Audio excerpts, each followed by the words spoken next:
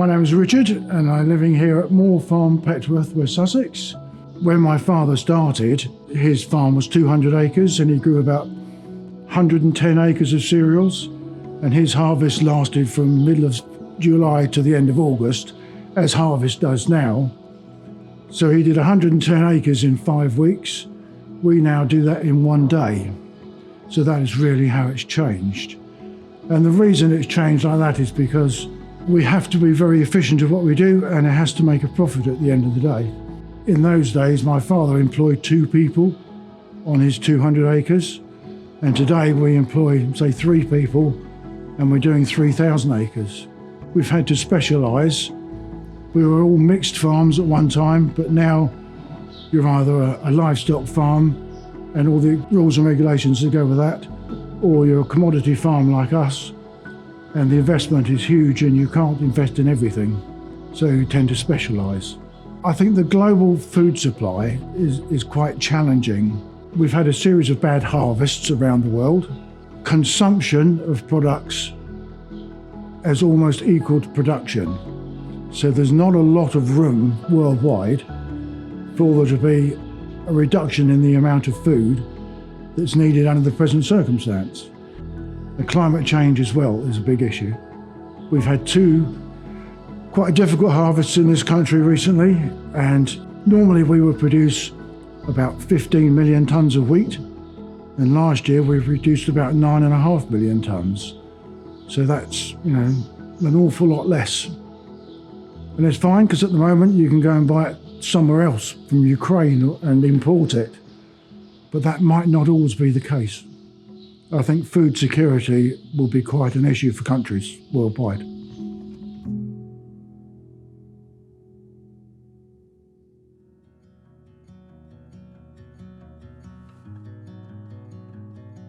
My name's Phil Andriozzi. We farm at Kilsham Farm, Petworth, West Sussex. I farm in partnership with my wife, Elizabeth. We've got 2 young boys, Tom and Archie. We have 300 sheep, which are lambing at the moment. We also have arable crops, and so we try to farm a mixed setup on the South Downs. Our biggest concern of 2020 and also 2019 was actually the weather. We have had 2 consecutive summer droughts, which has had a big impact on how we run the farm. So the sheep run out of grass and the arable crops struggle. Farming is absolutely dependent on the weather, so it can be a big struggle. The more lambs we can make good enough for butcher shops, the better our prices can be.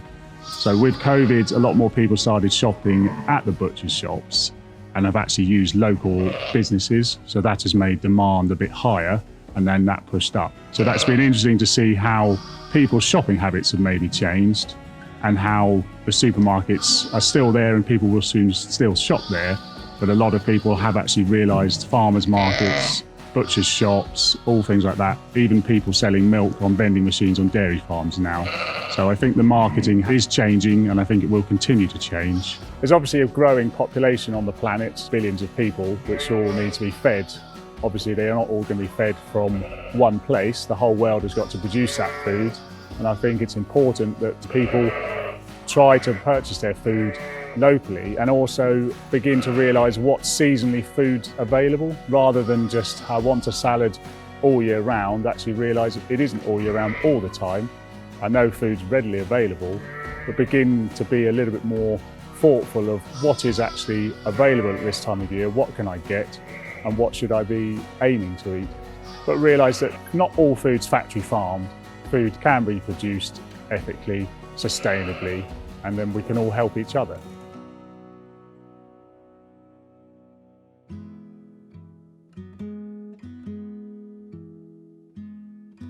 Hello, my name is Zoe Mann. I am the Goodwood Farm Food Manager and Event Catering Manager.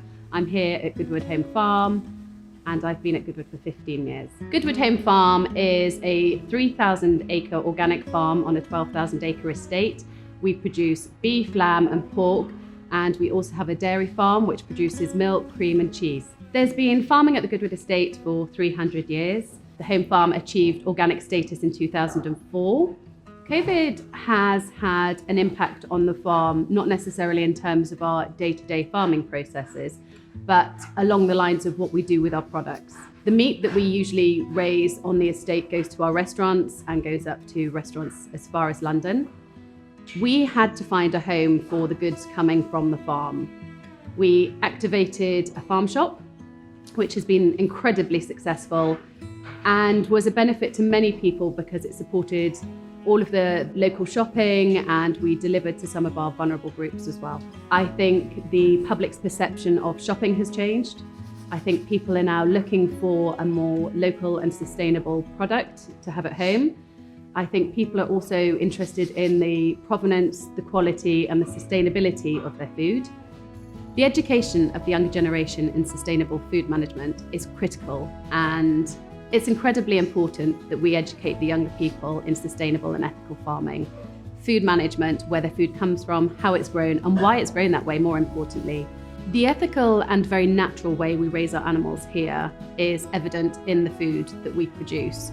The marbling through the meat, the quality of the milk, the cheese we make here, it is all apparent. As we come out of the pandemic, we would like to think that people are focusing more on the food they eat.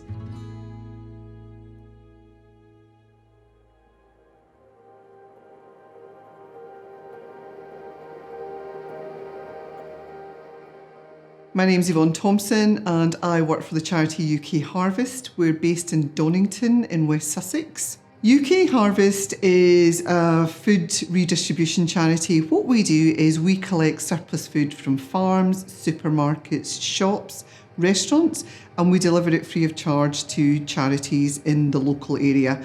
We work from Brighton all the way along the south coast, all the way up through Hampshire. We do Wiltshire, we do Kent, and we also work in London. We support 330,000 people. The organisation started in March 2017, a lot of research around food waste in the area and the demand for nourishment from local communities and the organisations that support them. With the impact of COVID, what we saw was a massive increase in demand for food, so particularly from the vulnerable and people who were self-isolating, who could not access food. In the past year, we've quadrupled. So I think one of the big things for us is the demand for our services has absolutely accelerated at a vast rate of notes. Our organisation is an organisation that wants to work itself out a job. So what we do is we don't just take the food from where we get it and deliver it to where it's going. We educate. Education is the answer. A very unknown stat is that 70% of all food waste in the United Kingdom comes from the household. An area like West Sussex, quite a big area, 40,000 tonnes of edible food is thrown out every single year. Now, each household in the UK throws out, on average, around £720 in monetary terms of food. That's the biggest contributor to food waste in the UK. The global food supply chain's not just about lorries and ports and supermarkets, that's part of it. It's also about what we do locally. So one of the big things that has to be discussed by us is that half of the food that we eat in the UK comes from abroad. So a lot of it's from the EU. Now we're not part of the European Union anymore, so that's going to have a massive impact on our ability to import and also our ability to export.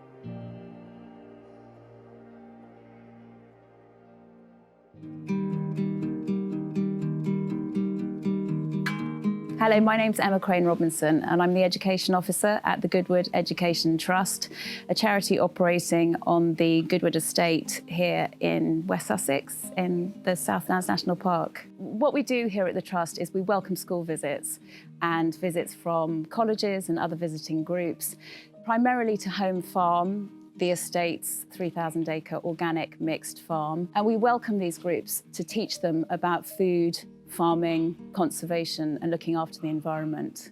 At Home Farm, we encourage the children to make the connection between the food that they eat and the food production on the farm. We also teach them about the principles of organic farming and why we farm in this nature-friendly way. At Goodwood, the food produced travels very few miles.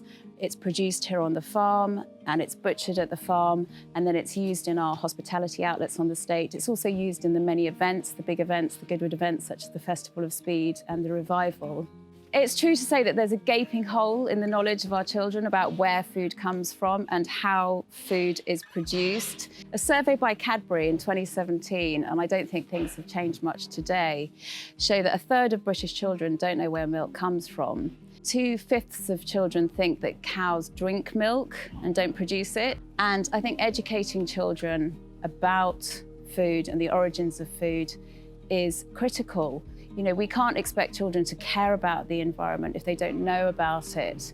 And we can't expect them not to make the mistakes that we've made if they don't know how nature works and how ecosystems work and the importance of conservation.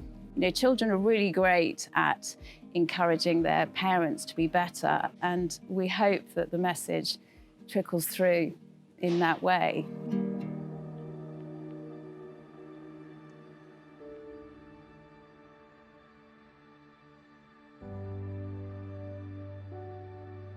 Sustainable food has got to be at the epicenter of all of this. It has got to be well farmed. It has got to be well loved, well looked after. And everything that comes out of that means that you're looking after yourself, you're looking after your local environment, and that's got to be better for you. I hope the public are now a lot more aware of where the food comes from and realise what jobs we're doing and how we want to farm with the environment and produce good food for them to buy. And I hope they feel that actually they could come onto our farms and see what we get up to.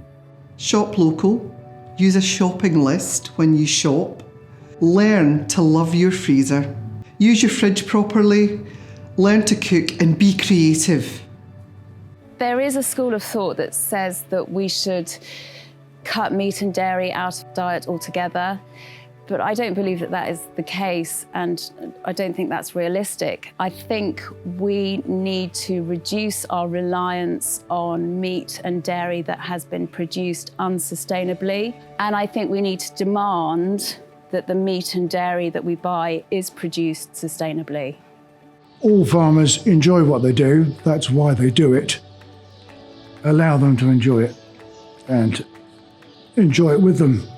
Enjoy the food that's produced, enjoy the countryside. Let's all live together happily.